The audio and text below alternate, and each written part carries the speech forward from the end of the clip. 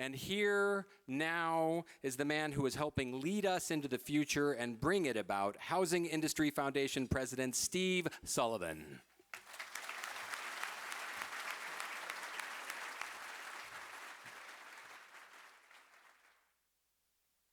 Good evening, everybody.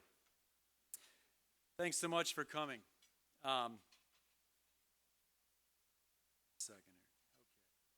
Behind any big event, there's a tremendous amount of work that goes into it. I mean, look at this room. Look at how big this room is filled with so many people. And I wanted to take a minute to thank some people that made this happen tonight. If I could ask the Summit Committee to stand. Summit Committee, please. Summit Committee members, please.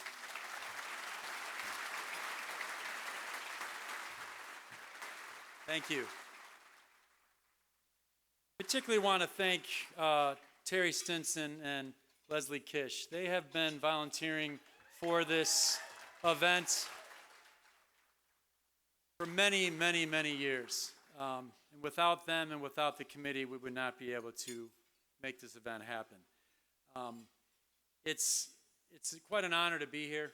I'm very grateful to the board. I want to thank all of our sponsors. Again, I know we thanked them earlier, but I want to thank Mr. Speaker, Mr. Morley, Avery family. I want to thank HD Supply and all of our platinum and diamond sponsors and Gray Star. And I want to ask for a show of hands of how many people here have served on the board in the past, currently or in the past. If you could just raise your hands. How many people have worked at HIF over the years, if you've been a staff member? And if everyone could just keep their hands up, you know, it's going to keep all your hands up. Your hands up. How many people are about to serve on the board? There's at least 2 in the room. All right. How many people have volunteered for a project, a renovation project, or any other project? Raise your hands. Take a look around. It's a lot of people. This is our industry. This is our network. This is our family. And from Chicago, I'm from Chicago, and I want to show you a quick picture of my family.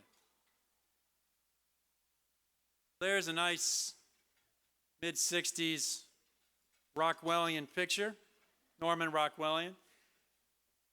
That's my first team. That's a team I was born into, a large family. Very competitive, very strong, strong-willed people. My father, no BS, get to work, tireless advocate. My sisters, powerful women, the team that raised me. My brothers, quit your whining kind of brothers, but there for you when you need them. And then, if you look in the faces of everybody in this picture, they're very kind of excited for my christening. That's my, oh, by the way, I had mentioned, that's me there in the middle there. It's my christening. They all look kind of excited. They really do. Except then you get to the next picture, and you'll see that my mom is unimpressed. She's unimpressed. She's had enough. Whenever I see this picture, I think to myself, this is proof positive that I was not planned. Nobody in their right mind would plan a 7th baby. She held our family together. She did everything, like a lot of moms do, especially back then. But what was planned was me coming here to the Bay Area from Chicago to be a part of this organization, to have the honor of carrying on the legacy, a great legacy built by previous board members and previous leaders like Debbie Wade. If we could give Debbie Wade a hand. Debbie.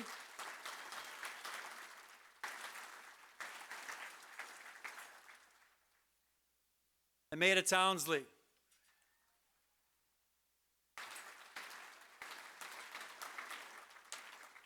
Believe me, I know in the last 8 months since I've been an executive director, it's a lot of work that goes into this organization.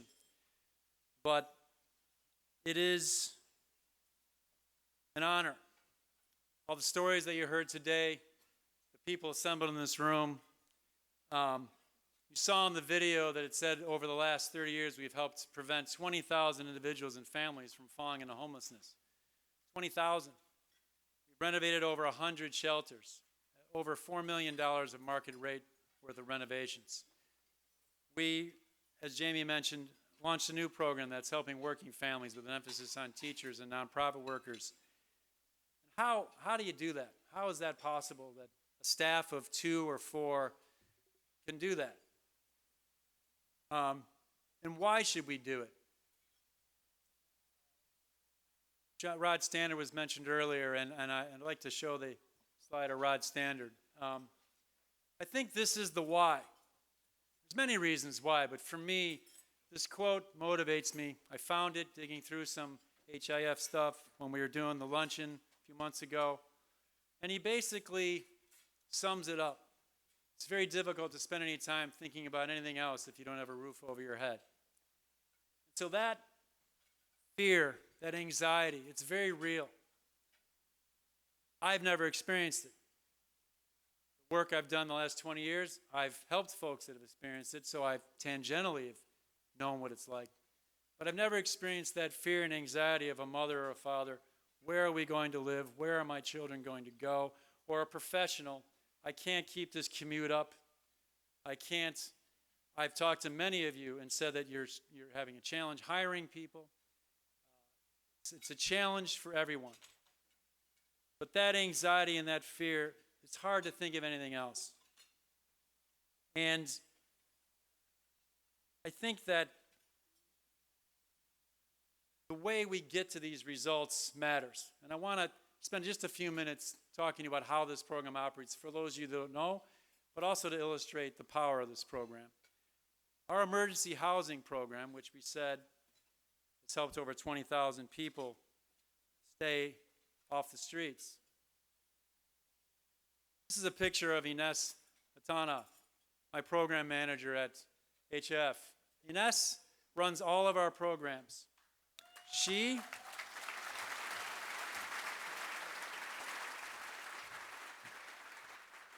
runs all of our programs, reviews over 300 applications, more than 300 because we don't accept every application. How do we do this? How did the previous staffs at HIF help 20,000 people? Well, they have an incredible network of shelters, community agencies, Life Moves, Sacred Heart, Salvation Army. And in this photo, Ines is helping a senior citizen named Sonia who found affordable housing but couldn't afford to move in. HIF helped her move in, helped pay her security deposit. Monica in the film, she had mentioned the weight that she felt. Well, Monica had, in fact, I'd like to ask the folks that are in our film if they could please stand. I'd like to give them some recognition.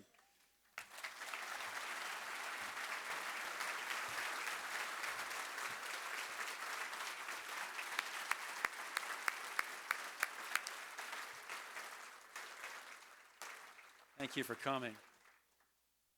Monica, when we found out about Monica, had been struggling to find a job. She had job here, job there. Finally got a job, a career job, a game-changing job at Johnson & Johnson, but she was behind in her rent. She had like a 3 or 4 day window before she was going to be losing her apartment, right as she was starting her job. In that critical moment, HIF built a bridge over that financial crisis, and she's housed and she's thriving and spent time with her kids and her nieces, wonderful family. Without HIF's support, we don't know. Extremely important. We mentioned renovations, renovating over 100 shelters. 100 shelters. Well, what does that mean? What that generally means is that nonprofits, and I know because I've been doing this for a while, have a really hard time raising capital expenses to improve your facilities. Most people want to give a donation for a program to help a person, help a child. They don't necessarily get excited about giving a grant to fix the plumbing. And so we fill a very critical need in the community where millions of dollars in market rate renovations are completed every year to improve the facilities, improve their service to their clients, but also to improve, as Bruce mentioned, the quality of their living experience, improve the dignity of the living experience. As an example, I want to illustrate, In East Palo Alto, there's an organization called Free at Last, neighborhood-based organization that helps men and women with recovery from substance abuse. Palo Alto has a significant challenge with substance abuse issues, and this organization was started by a local resident. Their budget is very tight. Our renovation committee consists of those two guys on the right, Rod Edwards, George, and Gurasov.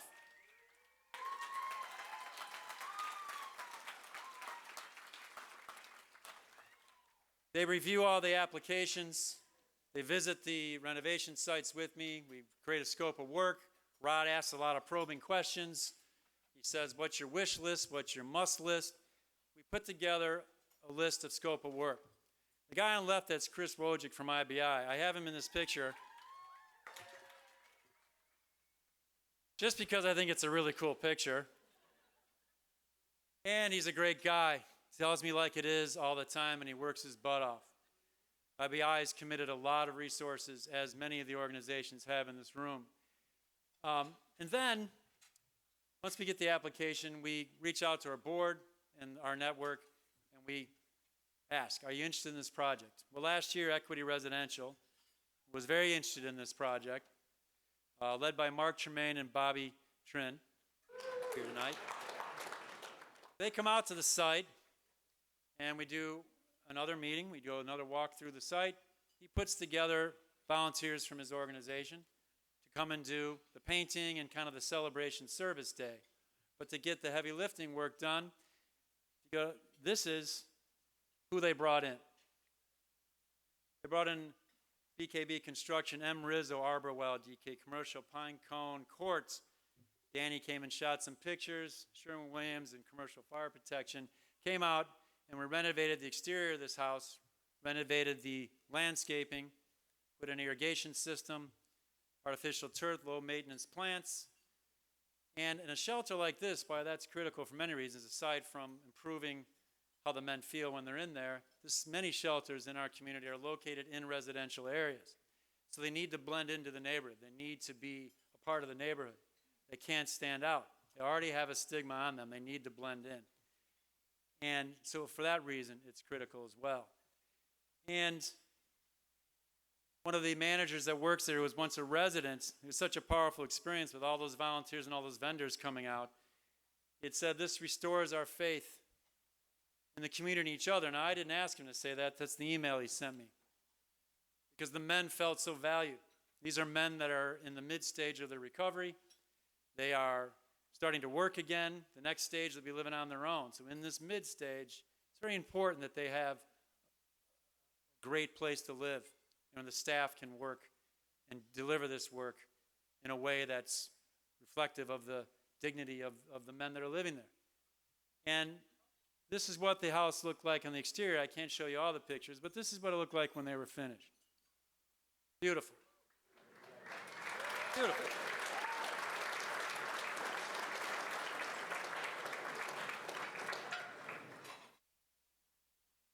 And the program that Jamie had mentioned earlier, our Affordable Housing Initiative, we for many years, HIF has thought about and had ideas about how can we help people that are kind of in the missing middle, people that are working full-time jobs, they're earning too much money to afford housing, and they're earning too much to not qualify for benefits or support, so they're stuck, the missing middle. And this is a growing number of people around the country, especially here. And so our Affordable Housing Initiative has been, talked about for many years, but this past year, Stan Jones and his son Harrison brought to us, they said, Harrison, who's here, hey Harrison, and they said, what if we try to talk to landlords? And Stan said, what if I reached out to owners and said, if you have any unrented units, can you donate them to us for a year, maybe longer? And we would give them to qualifying tenants who, Ines, does a thorough job of going through their finances, going through a financial budget with them, doing reference checks, doing all the things that you might do and then some when you're considering someone for a unit. And we would make this connection. And Harrison had a teacher who was thinking of leaving the region. This is a real problem. We just met with the University of Santa Clara the other day. They're having trouble recruiting and keeping people. We met with the city of Mountain View. And Lisa Matichak, the mayor of Mountain View, is here, and she is working with us on a pilot project for Mountain View. And I'm going to mention the other officials here because I want you to work with us as well, so here goes. Donna Colson is here, Mayor of Burlingame, Ann Keegan, council member for Burlingame, and Raj Sawan, vice mayor of Fremont. Welcome to HIF. I'm coming for you next.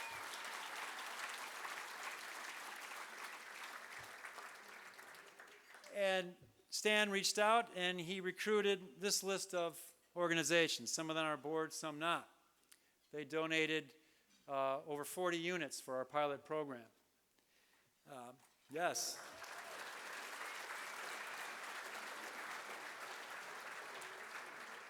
We've gotten tremendous enthusiasm from the industry about this so far, and part of the reason is because everyone knows that the time and cost it takes to bring affordable units to market is prohibitive.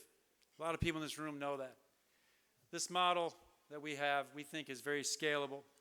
We think that if a family is saving 50% off market rate, they can reorganize. As Victor said, they can take a breath and plan what they're going to do next. They can build a life here, get their finances in order. We've placed 20 people so far on this program at a market value of over $350,000. Now, if we scale that in each community, think of the impact that we could have. Think of the teachers and first responders and nonprofit workers, the glue of our community that we could keep in our region without having them leave. We have the power to do that. This family, this community has the power to do that. And they are doing it. I think it's best just to show you someone we helped. Just to let you know that this is a challenge. We get calls every day for people needing help with emergency issues. We get calls for people that are looking for affordable units every day. A lot of calls, more than we can handle. We recently got a call from Life Moves, old referral partner of ours. They had a family that was living in their family shelter program, and they were wanting to leave. Both parents working. They caught their breath at the shelter, but now they needed to move out. And Ines called Dax at Avalon Bay and said, Dax, do we have any units? Dax called his team. His team connected with Ines on my staff. And 2 weeks ago, the Harris family moved in to their apartment.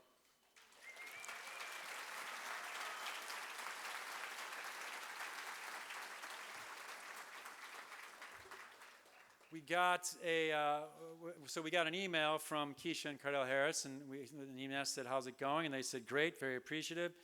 And I think she mentioned something about furniture. Are you set up? And they said, no, we don't have beds, but we'll be fine. We'll be fine. They're sleeping on the floor. And so I sent an email to Louis Herta at Brook, who is not yet on our board, but I hope he will be. And I said, Louis, I know I don't know you very well. In fact, I've never met you, but do you have some beds? And Louis said, he sent me an email back about a day later and said, Steve, we're going to furnish the entire apartment. And so, rather than talk about it, I'd just like to show you the moments when that happened. Guys.